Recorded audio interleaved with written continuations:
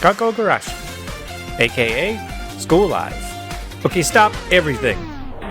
If you're watching this now and you have no idea what I'm talking about, go find the first episode of the series and just watch. Don't look up any info and try to make it to the end of the episode. For those who don't care about spoilers, continue on. So I was introduced to Garkogurashi via one of my anime viewing sessions with friends on Skype. As the show played out, I found myself thinking that this wasn't a show I was going to get into. Sure, I have a love for slice of life shows with cute girls, but something was, well, just off about it. I could barely enjoy it because I had so many questions running through my mind, like, why did this girl wake up at school? Why is she allowed to keep a dog around the school? Why is that girl carrying a shovel? And why is that the third time I've seen that character design in these type of shows? Okay, if she's supposed to be this girl's senpai, why does she look so much younger?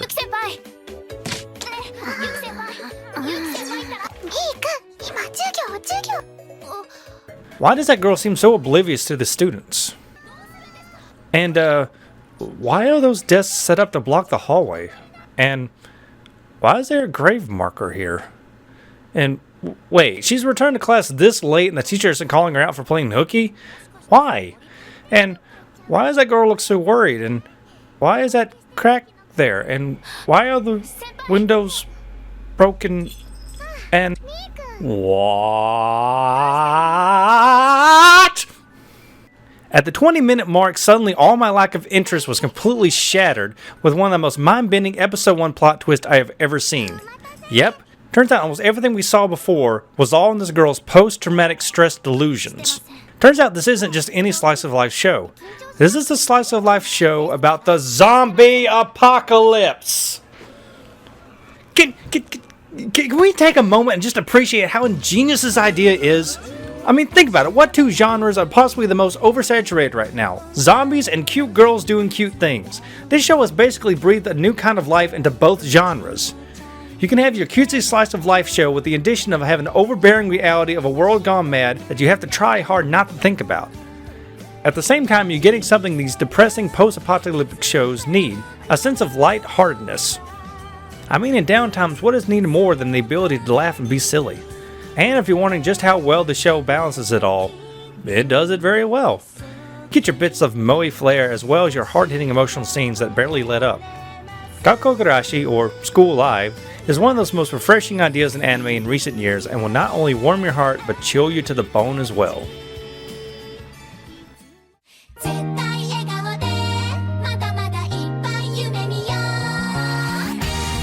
Episode 7 of Hello Kinmoza.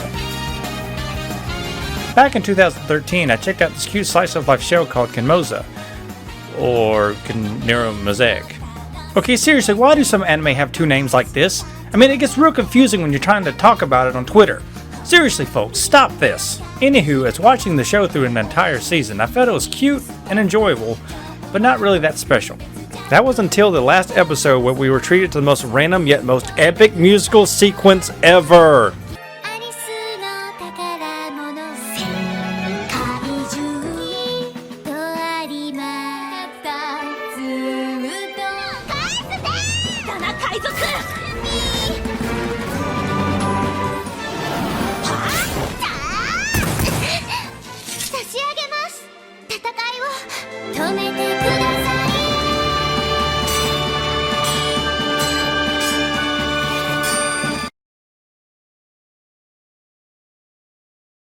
Left with wanting more, I finally got it with Hello Kinmoza, or Hello Kiniro Mosaic. Seriously, why do they keep doing this? This is so confusing. Just pick one title and stick with it. God! The second season was as good as the first, with a few moments more hilarious than last season. As far as the standout moment like last season, episode 7 ended up giving me just that, but not in the way I was expecting. Towards the end, Karen recalls a story of her and Alice when they were younger and still living in England. And it's a whole long scene all spoken in English. Alice, are you studying Japanese again? We don't have lesson with my dad today. Preparation and review are important though. It's boring! I am bored! Let's play! I've got nothing to do! Guess what?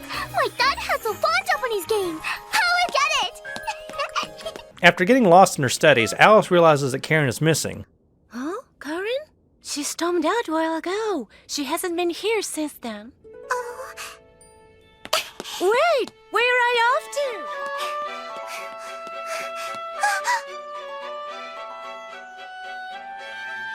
That's Karen's shoe! We then see Karen has fallen off the bridge to the ground below, just out of sight, stuck with a hurt ankle. This scene surprisingly got me. And yes, I know that's silly since we were watching a story from the past, so we know that everyone makes it out alright, but my goodness, the lighting, the music, the sounds of sadness and worry in Karen's voice was so troubling. Alice is almost gone. Alice! I'm here! Alice!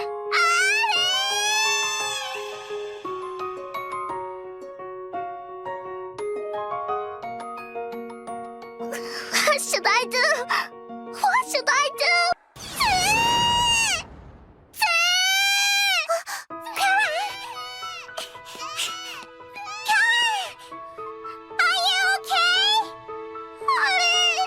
But Ollie, that wasn't what got me.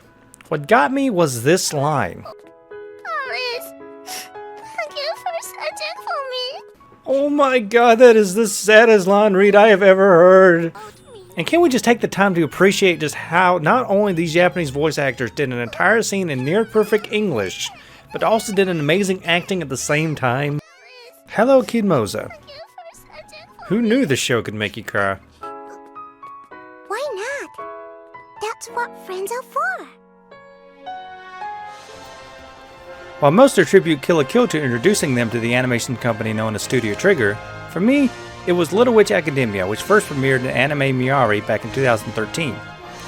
This short film is what I like to call liquid animation, which is how I describe just how amazingly smooth everything looked in it. It was funny, cute, inspiring, and had one of the most jaw-dropping final scenes I had ever witnessed that year.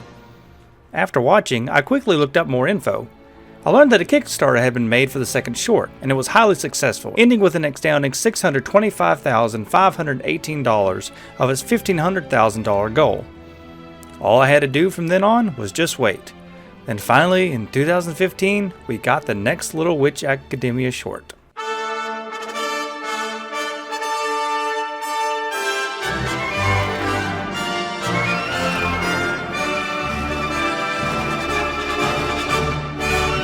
This short surpassed all my expectations. Studio Trigger has this amazing ability to make every single second of animation a delight to spectate.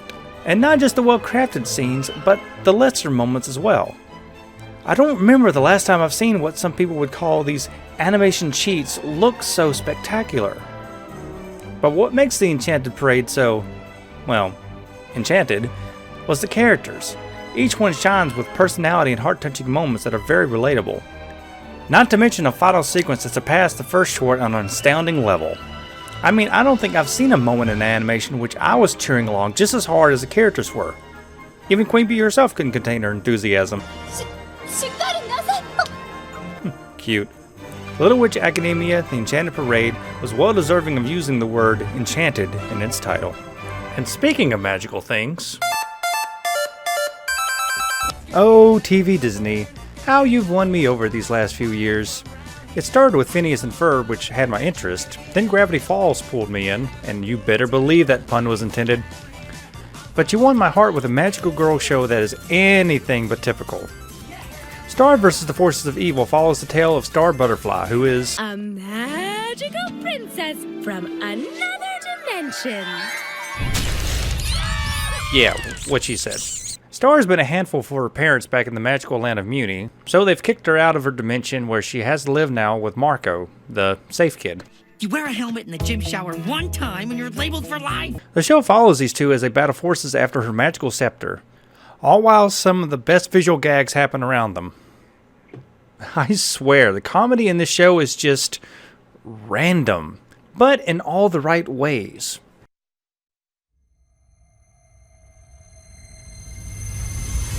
Hey, Star!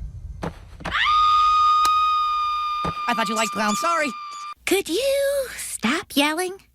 Well, I'm sorry. I don't have any ears. Camera phone. Oh, kids, you have them and then you wish they weren't around. I like your ringtone better.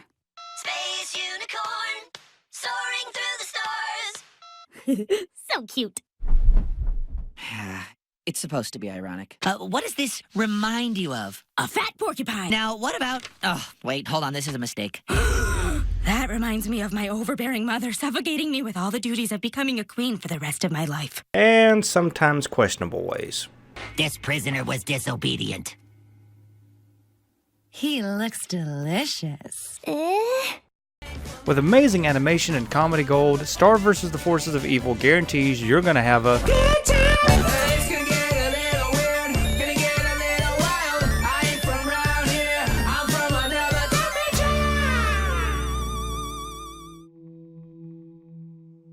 Lost in Oz.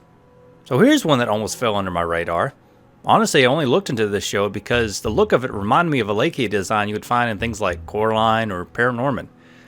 Looking up info on the show is kind of confusing though. If you Google the title, it does give you this image, but mistakenly gives you the synopsis of a failed 2002 television series of the same name. I've also read up that it's been confused with a Tim Burton production of the same name as well, but honestly, with that style, can you really blame the confusion? Lost in Oz is one of several pilots that premiered as part of Amazon.com's pilot season. This was one of the higher voted pilots. Lost in Oz is basically a modern telling of the story of Dorothy and Oz. Dorothy finds a mysterious book that sends her, Toto, and the house into Emerald City. I know it's a bit risky throwing a word in like this, but the show is really creative. I'm not familiar with the original books, but the whole idea of this world is that the magic consists of several elements, sort of like from a basic elemental table. There are over 100 different known magical elements in Oz. On the outer levels, you have your basic gases, plasmas, metals, non-metals, dark matter, doesn't matter, and so on. There are top-shelf elements, levitationals, hypergravitationals, telekinetics, the kind of magic you just can't pick up at the corner alchemist. That's kinda clever. The animation's well done, the characters are interesting and dare I say complex. I mean, one of the characters is named West, obviously after the Wicked Witch of the West, and shows signs of having to fight against an evil nature. A witch could witch her entire life and never see more than a grain of ozonium. And I've got a whole box. This shows signs of being a character that has so much room to grow and develop over the series. Also, if you feel that voice is familiar, she also plays Styx the Badger in Sonic Boom. I'm not going to hold that against her, though. But you will never obliterate Styx, because Styx is unobliterated me. He can't kill me. It all seems so interesting and full of potential, and yet I haven't heard one word of any future production on the show. It's still in the development slate on the website, but that's it. I want more info. I want to hear the show is going to continue. I mean, the pilot is pretty much flawless. Well, except for one thing that bothered me. You still have your Ozopotamus. Don't judge, Munchkin. You're a munchkin? I'm big for my age. How do you know what a munchkin is? And yes, I know people, munchkin these days is a derogatory term for little people, but we're watching a show based on a book that first brought us that term munchkin as a race of people. You can't use that word like that and not expect us to get confused. Lost in Oz. May it finally be found in 2016 somewhere over the rainbow. Magic to the people!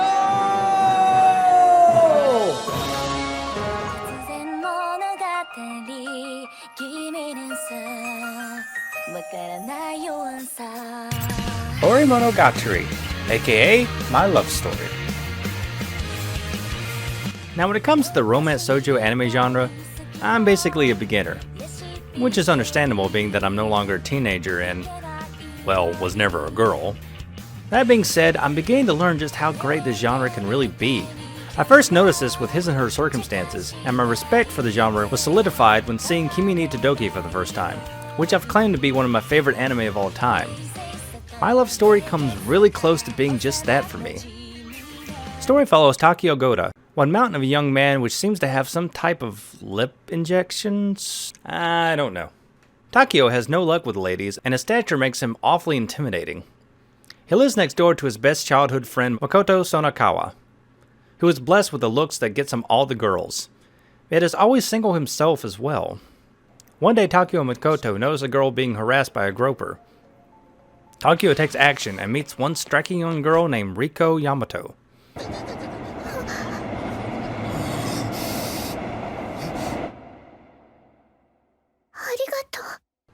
Needless to say, Takeo is smitten. As the first few episodes play out, Takeo expects Yamato to be like every other girl in his life. No interest in him, but smitten by Makoto. なんだもうどこそりゃそうだよなあの子いい子っぽいな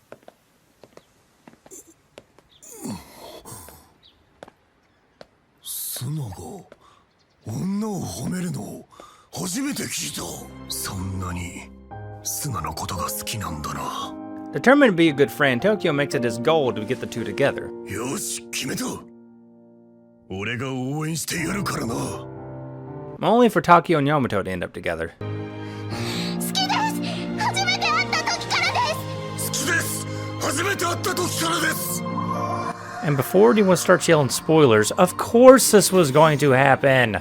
We all saw that coming. And don't worry, that happens in episode 3, so you can hardly call it spoilers. Honestly, that's one of the things that has up on other anime in this genre. They don't draw out how long it takes for the two lovebirds to get together. My love story is basically the tale of two kids finding love for the first time. Yeah, believe it or not, both of these teens are the other's first. And honestly, that's what makes it interesting and relatable. But the story is not all about the relationship with Takeo and Yamato, but also the story of why Takeo and Makoto are such good friends. Honestly, Makoto is one of my favorite supporting characters of all time. In a way, he reminds me of Ayane from Kimi ni Todoke. They have the look of someone who could be vain, but are far from it.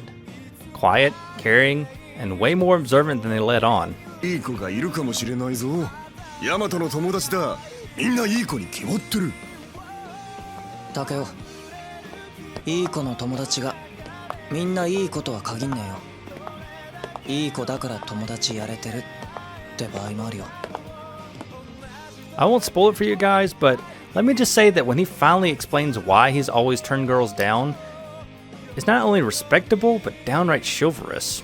I would talk more about this anime, but I've probably said too much already.